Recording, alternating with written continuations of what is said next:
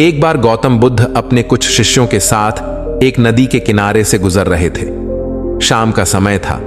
डूबता हुआ सूरज अपनी लालिमा से वातावरण को मग्न कर रहा था। बुद्ध ने देखा कि कुछ बच्चे नदी के किनारे पड़ी गीली मिट्टी से छोटे छोटे घर बना रहे थे। वे बच्चे इतने खुश थे कि उन्हें सब कुछ मिल गया है।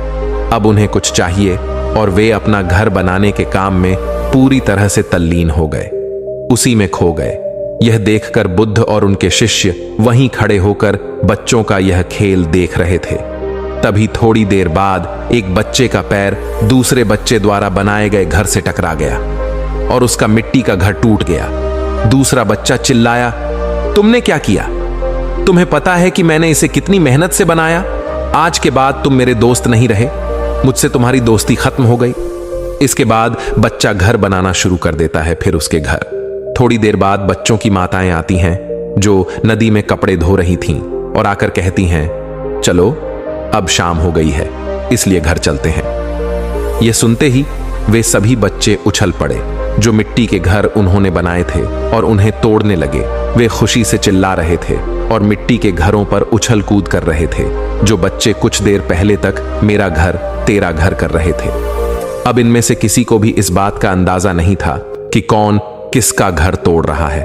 कुछ देर उछल कूद करने के बाद वे बच्चे एक दूसरे के कंधे पर हाथ रखकर मजाक करते हुए वहां से चले गए। जब तक उन बच्चों को विश्वास था कि यह घर उनका है, तब तक उन बच्चों के बीच झगड़े होते रहे, उनकी दोस्ती भी टूटती रही।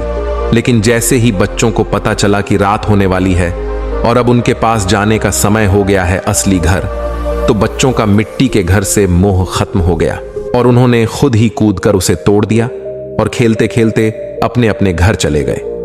बुद्ध और उनके शिष्य इस घटना को पूरे ध्यान से देख रहे थे, लेकिन बच्चों को जाता देख बुद्ध मुस्कुराने लगे।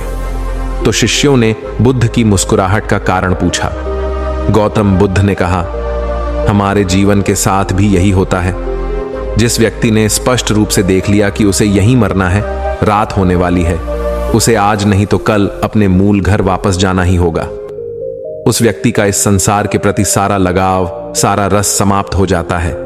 जैसे जब उन बच्चों को एहसास हुआ कि यह उनकी अपनी दुनिया है जिसमें वे कुछ समय के लिए खो गए थे, उनका असली घर कहीं और है, तो उन्होंने खुद ही उन मिट्टी के घरों को तोड़ दिया और उनसे मुक्ति मिल गई। बुद्ध ने आगे कहा, लोग मुझसे पूछते हैं कि हमें संसार से मुक्ति कैसे मिलेगी, जबकि तुम्हें आजाद होने की जरूरत नहीं है।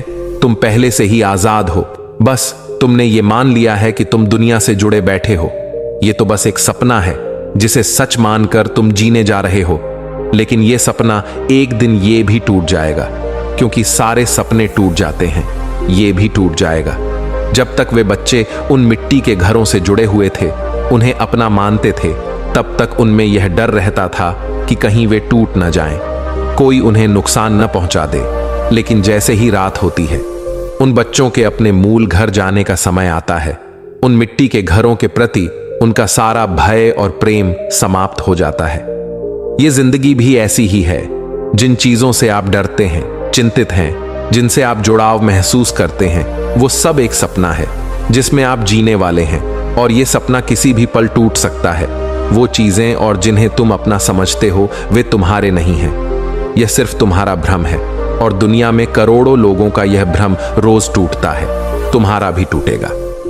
बुद्ध ने थोड़ा गंभीरता से कहा, सबसे महत्वपूर्ण बात यह है कि यह जीवन एक सपना है, लेकिन साथ ही यह सत्य को जानने का एक अवसर भी है। अब यह आप पर निर्भर है कि आप इस अवसर को चिंता या तनाव में बिताना चाहते हैं या किसी सार्थक प्रयास में।